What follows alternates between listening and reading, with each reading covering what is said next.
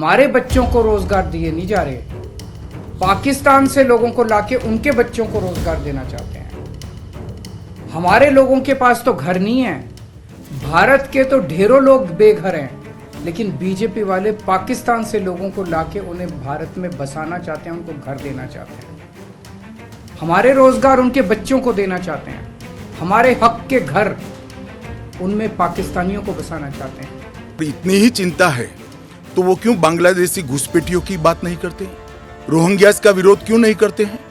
क्योंकि वो vote bank की पॉलिटिक्स कर रहे हैं। ये सीए आखिर है क्या?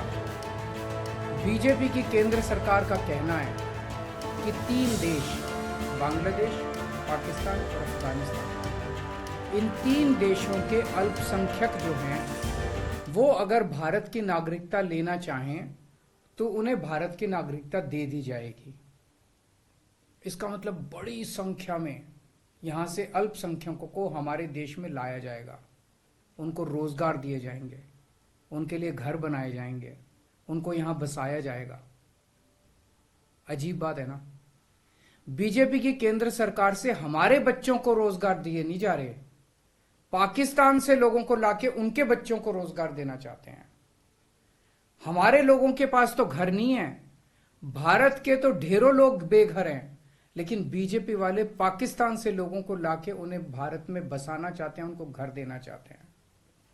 हमारे रोजगार उनके बच्चों को देना चाहते हैं, हमारे हक के घर उनमें पाकिस्तानियों को बसाना चाहते हैं। भारत सरकार का जो सरकारी पैसा हमारे परिवार और देश के विकास पे खर्च होना चाहिए, वो पैसा पाकिस्तानियों को भारत में बसाने पे खर्च किया जाएगा।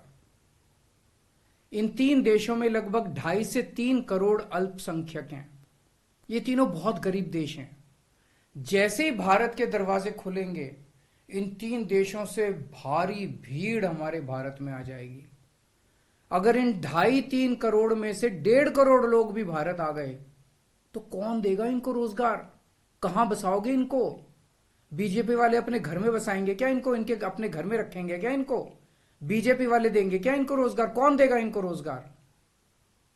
तो प्रश्न उठता है कि बीजेपी ऐसा क्यों कर रही है।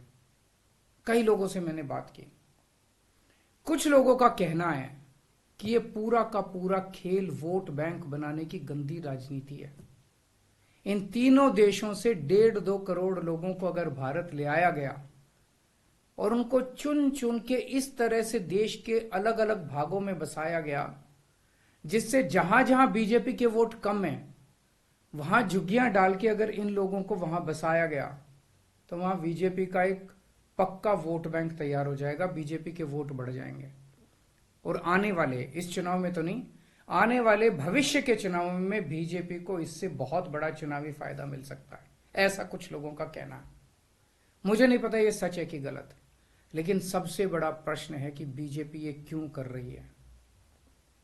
एक तरफ बीजेपी की हरियाणा सरकार हरियाणा के बच्चों को रोजगार देने में असमर्थ है। रोजगार के लिए हरियाणा सरकार अपने बच्चों को इजराइल भेज रही है। इजराइल में हम सब जानते हैं कि युद्ध चल रहा है, हमारे बच्चों को युद्ध में धकेला जा रहा है। अपने बच्चों को तो रोजगार है नहीं और पाकिस्तानियों को भारत लाके उनके बच्चों को रोजगार देना चाहते हो। दिल्ली के मुख्यमंत्री अपने भ्रष्टाचार के उजागर होने से अपना आपा खो बैठे हैं। उनको मालूम नहीं है कि ये सारे लोग आ चुके हैं, आज भारत में ही रह रहे हैं, सिर्फ इनको अधिकार नहीं मिला है, वो अधिकार देने की बात है। 2014 तक जो आ गए इनको नागरिकता देनी है। और इतनी ही चिंता है तो वो क्यों बांग्लादेशी घुसपैठियों की बात नहीं करते हैं, रोहिंग्यास का विरोध क्यों नहीं करते हैं? क्योंकि वो वोट बैंक की पॉलिटिक्स कर रहे हैं। दिल्ली के चुनाव उनके लिए लोहे के चने चबाने जैसे हैं, इसलिए वोट बैंक की पॉलिटिक्स कर रहे हैं। नौकरी का कहां सवाल है, वो ऑलरेडी यहां है। और बांग्लादेशी नौकरी का अधिकार नहीं मार रहे हैं क्या? रोहिंग्यास नहीं मार रहे हैं? इनके लिए तो आप कभी नहीं बोले भाई।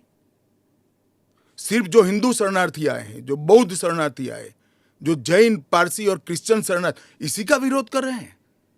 वो यही कह रहे हैं कि आप अपने नागरिकों को नौकरी नहीं दे पा रहे हैं और इनको आप स्मिता जी वो पार्टीशन के बैकग्राउंड को भूल गई हैं। शायद उनको जो निराश्रित आए थे, जो रेफ्यूजीज आए थे, इनके परिवार के साथ एक चाय पीनी चाहिए।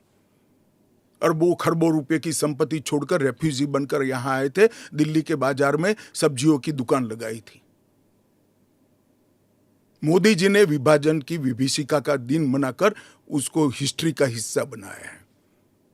इन लोगों के मन में संवेदना नहीं है, वो समझते नहीं है। वहां धर्म के आधार पर इनके परिवार की महिलाओं का गौरव छीना जाए, अपमानित किया जाए, क्या करेंगे वो? इनकी वेदना हम भी नहीं सुनेंगे। 50 में आ गए, 60 में आ गए, 70 में आ गए, 80 में आ गए, आज भी नागरिकता नहीं है। बच्चों को अस्पताल में दाखला नहीं मिलता है, ढंग की नौकरी नहीं मिलती है, छुट भैया नौकरी करते हैं, अपने नाम से प्रॉपर्टी नहीं ले सकते हैं, मतदान नहीं कर सकते हैं। क्यों? क्या गुनाह है उनका? विभाजन का फैसला उन्होंने नहीं किया था, कांग्रेस पार्टी ने किया था। और उस वक्त सब ने कहा था कि जो आएंगे उसको हम नागरिकता देंगे। अब अपने वादे से मुकर जाना, मैं मानता हूं कि हमें तो कम से कम मंजूर नहीं है। इनकी संवेदनाओं को भारतीय जनता पार्टी भी महसूस करती है, इस देश के प्रधानमंत्री भी महसूस करते हैं, और हम मानते हैं कि इनकी ये 75 साल की वेदनाओं का अंत कभी न कभी आना चाहिए, और ये चुनाव के पहले आ जाए वो ठीक है।